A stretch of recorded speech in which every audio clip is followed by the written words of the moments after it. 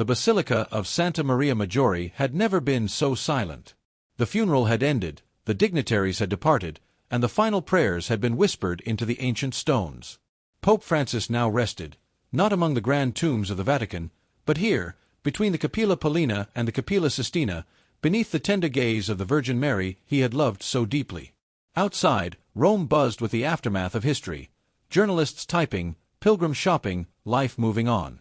But within the dim basilica, where incense still clung to the marble and candles flickered softly, a small trembling figure lay pressed against the cold floor. It was a dog, not majestic, not pampered, just a shaggy, aging mutt with graying fur and sorrowful eyes that rendered even the most stoic priests speechless. He had followed the cortege the day before, sneaking past guards, ropes, and crowds. No one had the heart to stop him. They assumed he would leave after the burial, wander back into the streets, but he didn't. He found the tomb and stayed, curled at its foot as if keeping vigil for a beloved friend. Efforts to coax him away failed. A sacristan brought water, a young sister offered bread, but the dog politely sniffed and returned to his place, unmoving. As the vast halls emptied and the great bronze doors shut for the night, he remained beneath the dim holy glow, unwilling to abandon the only one who had ever looked at him not as a stray, but as a soul worthy of love. As the sun set and golden beams danced across the basilica, they rested on the simple tomb of Pope Francis, and there, still and faithful, lay the dog. Word spread. The staff decided he must be moved, for dignity's sake. A young priest, gentle and soft-eyed, crouched beside him and whispered, "Come, little one, it's time to go." But the dog whimpered, a heartbreaking sound that echoed like prayer through the basilica. Later, 2 guards came with a blanket. Still, the dog resisted, not with anger, but by going limp, his body heavy with grief, his paws pressing against the marble as though trying to anchor himself to the only home he had ever known. They carried him gently to a side chapel, where he sat dazed in the fading light. And then, with no warning, he rose, lowered his head to the ground as if tracking a sacred trail, and limped back to the tomb. One of the elderly canons, watching from the shadows, wiped his eyes and whispered, "Leave him. There is no greater prayer than the one he is offering." That night, they stopped trying. The basilica remained open a little longer, its guardian now not only the marble and history, but the soft, steadfast heart of a small dog who refused to betray love. Though the faithful had been asked to clear the basilica, the story slipped out. A young sacristan whispered it to a pilgrim, an old woman passed it on to a nun, who shared it with a bishop, and soon the tale spread through the cobbled streets of Rome like a flame passed from candle to candle. In a small café, a barista told a reporter, "He stays there, day and night. They tried to move him. He came back." By the time the basilica bell struck 9, hundreds stood silently in the square. No protests, no shouts, only a quiet vigil to glimpse the silhouette of loyalty that had captured their hearts. Inside, those still present watched as the little dog shifted closer to the stone, curling into it. A senior priest whispered, "He is doing what all of us wish we could do, but we are too proud or too afraid." Outside, candles bloomed one by one, until the steps and gates glowed with thousands of flickering lights. Rome had lit a vigil, not just for a pope, but for a love too pure to explain. And still, in the cool shadows of Santa Maria Maggiore, the little dog remained, breathing, watching, guarding, a quiet testament to a life given not for glory, but for the simple, eternal act of loving others just as they are. In the deep darkness before dawn, with a soft mist wrapping the city, hundreds stood outside the basilica in silence, their candles trembling in the still air. No voices were raised, no demands made, they only waited. Moved by a force he couldn't name, a young deacon quietly unlatched a side door. Just for a few minutes, he thought. Just enough for them to pray. He didn't expect the wave of humanity that quietly stepped inside, not rushing or running, but moving forward on tiptoe, as though approaching something far holier than marble or gold. They found him immediately, the small dog curled up against the base of Pope Francis's tomb, his fur gently rising and falling with each breath.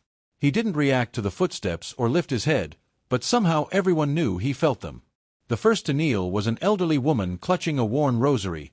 She didn't speak, only bowed her head and wept. A young boy in a soccer jersey stepped forward, laying a single daisy beside the dog. A refugee from Sudan, barefoot and shaking, whispered a prayer in his native tongue. A bishop from Ireland rested his clerical ring on the stone, then bowed his forehead to the marble. One by one, they came, not to worship the dog, but to honor what he represented, a love so unwavering, a loyalty so pure, that even death could not separate it. In the soft candlelight, the basilica transformed from a monument to power into a sanctuary of the heart, where thousands of broken hearts beat as one. The dog remained still, not quite sleeping, not fully awake, existing in that sacred space between life and memory. And there, without trumpets or sermons, one truth rose above all whispered prayers: the truest sermons are sometimes preached by those who cannot speak at all. As the first rays of sunlight pierced the stained-glass windows, casting rivers of crimson and gold across the marble, the basilica stirred to life.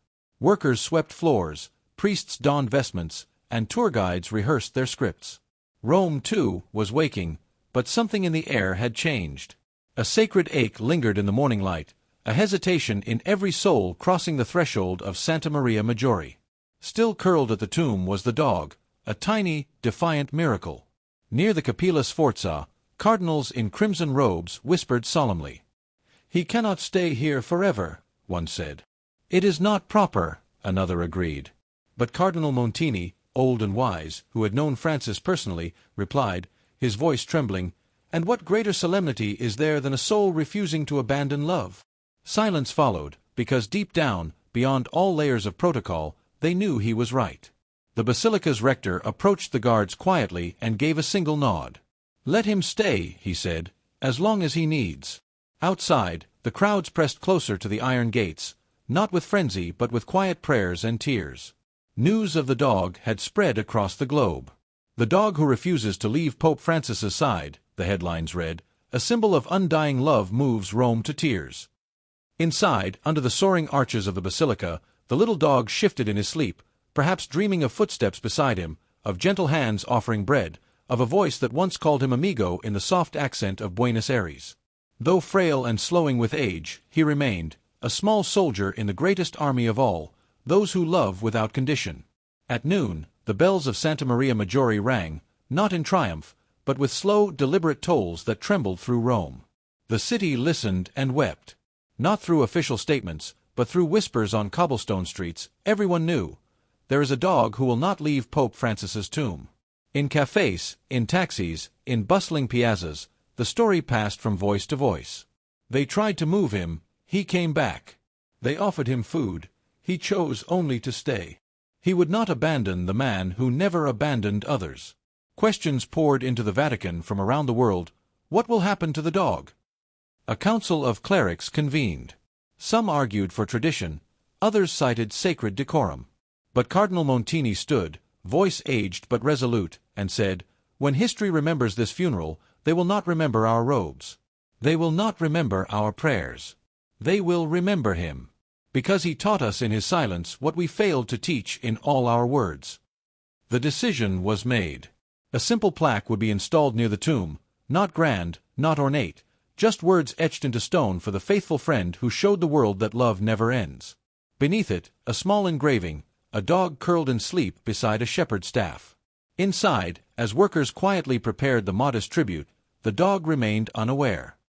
He lifted his head once, sensing the motion around him, then laid it back down with a soft, contented sigh. He had no need for monuments, no care for history. His mission was already complete. He had loved, and he had stayed until the end.